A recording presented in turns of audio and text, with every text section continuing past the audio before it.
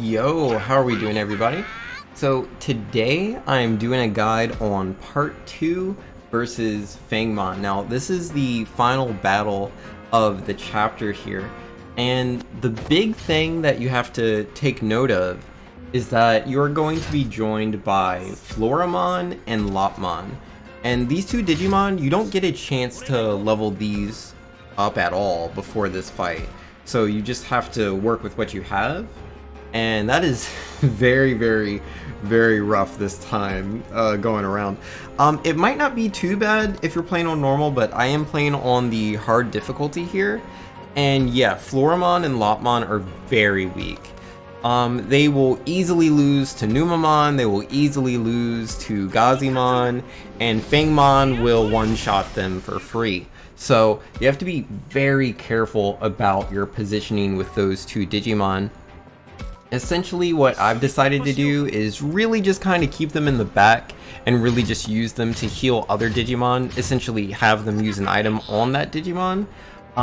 That's basically the best way I can go about it. If they happen to like be nearby and can get the finishing blow, I might do that, but yeah, for the most part I want to keep those Digimon away from all the opponent Digimon. Aside from that, I'm going to be using Falcomon slash Diatrimon to go to the left side, because you have two paths here. You can just go straight across the bridge, or you can go left and all around. And mind you, you just need to defeat Fangmon here. You don't have to worry about defeating all the Digimon, but obviously if you do, it'll be easier. You'll get more experience. You don't have to worry about anything as far as like your movement and pathing goes. So yeah, I'm gonna have all of my Digimon except for Diatrimon take the normal just straight path, but Diatrimon is going to go down. And the reason I'm choosing Diatrimon to do this is essentially Diatrimon is the only Digimon that I have with me that has two vertical movement. Most of the Digimon just only have one vertical movement, so they cannot go up and down, and so if you take a Digimon down there, they can be completely trapped and you will not be able to get them back out. In Diatrimon, not only does he have the two vertical movement, but Diatrimon also just has really good movement, so they can grab all the boxes and everything very quickly, which again, you do not want to miss out on items that are on the map. They are almost always really good. And obviously, I haven't been leveling up too much, as you can probably see. I haven't been doing any free battles, so I'm coming into this with no grinding on hard. So this is definitely a difficult way to do this. I have to position kind of carefully. I have to make sure I'm defending as I'm approaching. I gotta make sure that I can heal when I'm taking too much damage. Like, I have to really be careful on what I'm doing here. So my strategy here, using Tyrannomon, which, you know, it can be Tuskmon or Greymon as well, but yeah, Tyrannomon and Dobermon, I'm going to be sending them to the right side. There's only that one Gazimon there, and I'm going to focus on taking that one out. As long as you're careful with your positioning and you don't move within like 2 squares of the other Gazimon, they'll just stay where they are. They won't move and attack you, so you can focus down one Gazimon at a time, which makes things much easier, because if you're doing this like me, you do not have an infinite amount of HP. You cannot be taking damage from all the Gazimon. It's just too much. Playing on hard and not doing free battles, you don't have the levels, you don't have the defense. And this is with me making sure to take advantage of equipment. I'm definitely increasing my potency, increasing my defense, increasing HP with the items that I do have. And then I believe both on Floramon and Lopmon, I have the experience or like learning stones on them. So essentially they will be getting more experience for the this battle here, which is really good, because they start off lower level compared to like everybody else. And they just die so easily, so it is important that we get some levels on those Digimon, especially if you plan on using them later. I'm not sure if that is exactly going to be the case for me, but either way, it's a waste to not really optimize my experience learning.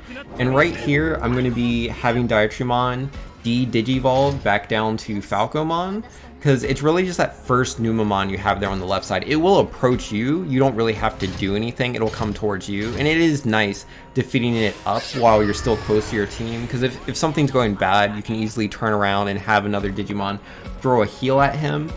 You do have the support heal that you could be using with Aoi, who is Dobermon's Digimon partner. Like, she can always do that literally wherever Dobermon is versus the other Digimon. It doesn't matter. As long as she hasn't used her talk support, you can heal any Digimon anywhere, but you can only do that one time, so I try to hold on to that. It's not something I want to just throw out immediately. I definitely want to be careful. And yeah, right here, I did defeat the first Agumon, so Tyrannomon and Dobermon are just moving to the second one, and obviously we'll be moving over to the third. But yeah, I forgot to mention, the whole reason I switched Diatrimon back to Falcomon is because of the SP. It costs 5 SP per turn, at least at this point of the game. I'm not sure if that changes. But yeah, it costs 5 SP per turn to stay in a champion stage in these bigger Digimon forms. And it takes a few turns to go anywhere, so I just wanted to de-digivolve and regain SP, because while you're in the rookie form, like when you're just being Falcomon, you actually gain SP if you're not doing anything, just ending your turn as a rookie. And that's very, very good, because the attacks you use as a champion, those are generally very costly.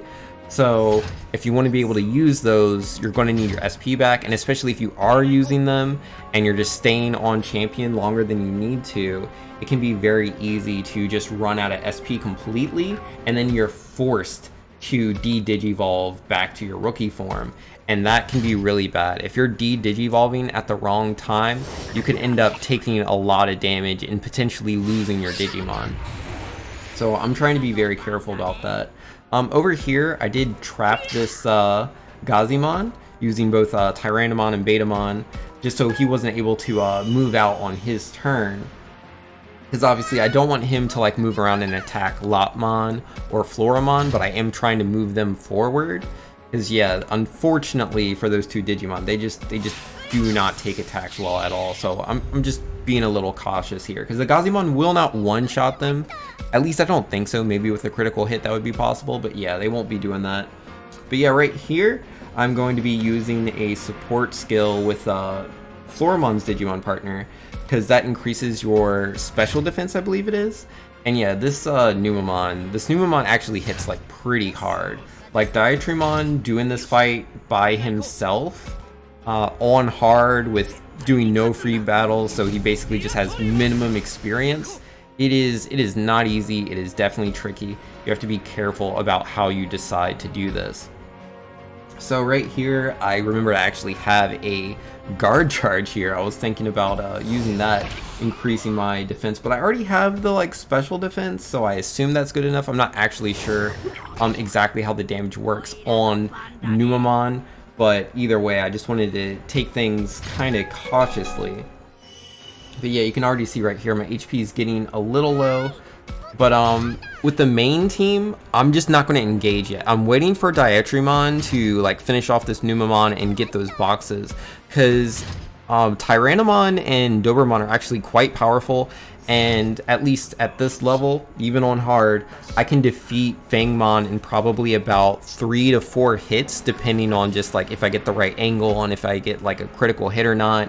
I should really be able to do it in 2 turns. So I gotta, give Diatrimon a little bit more time so I can get these items, as the items are just really good. So I'm gonna go ahead and skip forward here a bit. And yeah, you can see I switched Tyrannomon and Labramon back down to their rookie forms instead of staying champions, because they're just burning SP sitting down there. And yeah, I did have to like back off for a little bit and heal myself, which is a really good thing about Diatrimon. Diatrimon has really good movement, so they can run away from a Digimon if the fight is looking bad and heal themselves, and normally the Digimon that attacked doesn't have enough movement to attack you again, even though you're not defending. Because when you heal, that is an action, and you do not get the defense buff. So yeah, be very aware of that. Like if you're performing an action, you do not get the defense buff, and items definitely count as that. But yeah, let's go ahead and speed this up again, because yeah, we're just finishing off Numamon. grabbing the items down there. And yeah, also just skipping everybody's turns as I like situate everything and make sure that everything's perfect. You can see I've switched back Tyrannomon into his full form, and yeah, I positioned just forward enough to get Fangmon to come towards me and attack me first, because they attacked into my guard, so I took reduced damage while I'm attacking into him while he is not he's not guarding at all. He used his attack, right? So I get to do my full damage. So I did kind of underestimate my damage here. I am actually, well, actually no, I didn't miss that attack, but got the team attack. You love to see it. If you have Digimon that are next to you as you're fighting an enemy, they can do that, which really helps.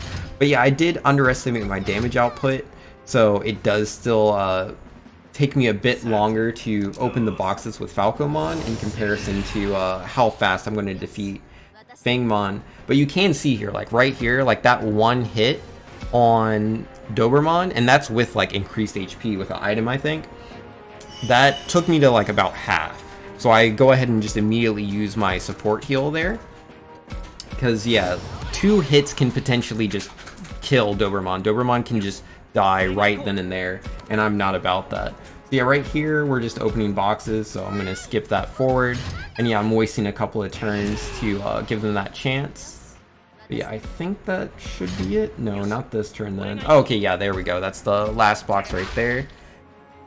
And that, yeah, that's another learning crystal. Like, you really don't want to miss out on these items. It's just, it helps you make your Digimon stronger and more powerful. There's just no reason to miss out. But yeah, this right here, unless it misses, should be the final blow. And of course, I do get the miss, because that was a 91% chance of that going off. And I think that's very important to like take note of those things. Because yeah, you see the 91% and you're going to be like, oh, okay, you know, I can just end the game right here. But you need to be careful, because if you don't have enough HP, depending on turn orders, you might miss an attack, and that could be the like pivotal moment, and you end up losing your Digimon because of that. And yeah, right there, there's a critical hit. Dobermon was at full HP. It almost died. And again, that's with the HP increase. So if I didn't have that HP increase, I absolutely would have died to that one attack. But yeah, it's all good. We got the victory. I'd say easy peasy, but no, that was actually pretty difficult. This was the most difficult battle in Chapter 2. Obviously makes sense, it being the final one. It was very reminiscent of the final battle in Part 1. So yeah, no, that was my guide for this fight. If you enjoyed it, please let me know in the comments down below. If you enjoy these kind of videos or you just want to see more guides, make sure to subscribe.